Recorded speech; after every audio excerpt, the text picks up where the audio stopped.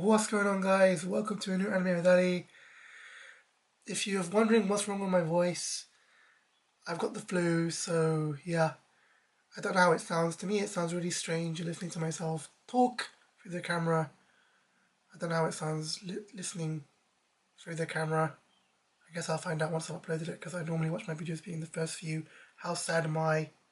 Very easy answer to that. Today's episode is going to be about an anime called AJIN.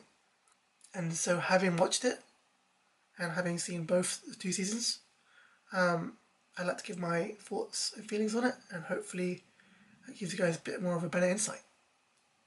So let's get into this. So, AJIN focuses on the main character, Kei Nagai Kei, and he starts off as a normal, well, by the numbers, high school student who unwittingly gets caught up in a kind of hit and run. Should I say it's like a truck out of control ends up then slamming right into him, and he's fucked. But by letter of the law in this anime, he ends up finding out that he is in fact an AJIN, and AJIN are demi-humans who have the ability to self-regenerate pretty much limitless amounts of times. And so he ends up bringing back himself from under that truck, broken bones and all. At this point, it kind of really quickly progresses in that we understand that AJIN are seen as something that are not human. They are inhumane. AJIN are seen as things to be hunted and things to be kind of taken into confinement. And so at this point, Kei has to kind of end up legging it and being on the run. He ends up kind of meeting the antagonist of the story. He's called Sato, but his motives are not to actually go on the run like Kei. He actually wants to go the other way. He wants to actually fight against those who are trying to oppress AJIN. So after having initially met Sato, Kei kind of gets taken in by Sato's kind of nice guy kind of attitude, and he gets kind of the wrong impression. Kei thinks that Sato is, someone he can trust as a fellow AJIN and someone he can kind of rely on to help him through this situation, of being hunted and being targeted. That's entirely not what it is. He ends up seeing truly what Sato is capable of and what he's really after. The series at various different points, it kind of always goes back and forth between, the struggle between the two characters. Now, just to touch on also what other abilities the AJIN possess. The main one, discounting the ability to ultimately infinitely regenerate, is they've got the ability to call on a kind of other consciousness, ethereal being, if you will, a kind of black mass. They're called IBMs, and essentially they take on orders given to them by the AJIN that they were formed from. So they're able to fight on behalf of the AJIN. Crazy shit, basically. Of course, you have supporting characters and other kind of characters that have quite a bit of screen time, and also returning characters and new characters. You also got some political intrigue, and you've got government involvement, other countries, kind of threat of war. So it's not just simply a series based on, indestructible demi-humans. It has got like a lot of extra kind of layers to it. The series takes quite a lot of twists and turns through the first season into the second. The first season is based on the original manga source content, original source material, and the original story that the creator actually put down on ink, on paper.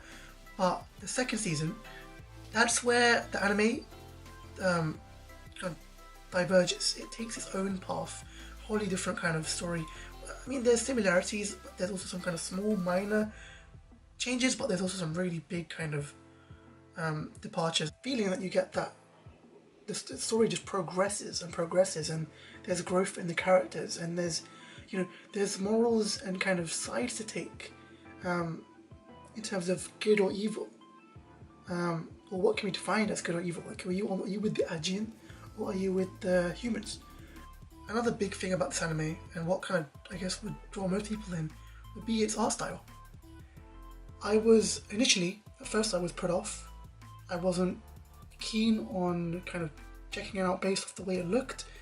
Of course, you know, there's those one-off 3D animated movies or shorts, or you do have those series, you know, very old series, and mind you, that was back in 5, 6, 7 years ago when 3D really wasn't as advanced as it is now, I would say. It looks great, and I guess it gives it a very unique look, you know. When you see it, you're like, oh, that's AJIN. You won't mistake it really for anything else. But I don't know why, but it looks fine in some places, but also very rough in other places. And especially like during motion, it just didn't really look as natural as it could have, and it looked very kind of choppy, and I didn't really like that. Maybe that was the limitations that they were working with. I don't know what that would be. Was it time constraints, budget, or just the technology at the time?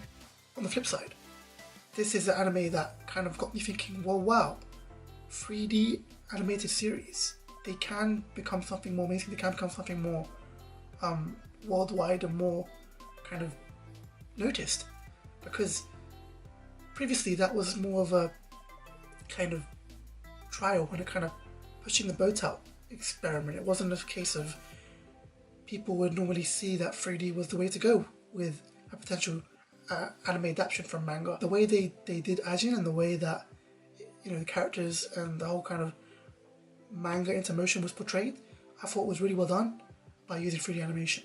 Now, I'm glad I could bring you this review because I gave it maybe 2 episodes free and I just wasn't feeling it, but after kind of mulling it over a little bit and talking with my friend GRC Gaming, whose link is in this video description, check it out, he's a great YouTuber with great gaming videos, I kind of thought, well, he's watched more of it than I have and he seems to be saying only good things, so what the hey, I'll give it a go. I did, and to be honest, I really liked it, and I think I'll say the same thing that he said to me. Stick with it, guys, give it a go, you won't be disappointed. So with all that said, guys, I'm going to stop it right there.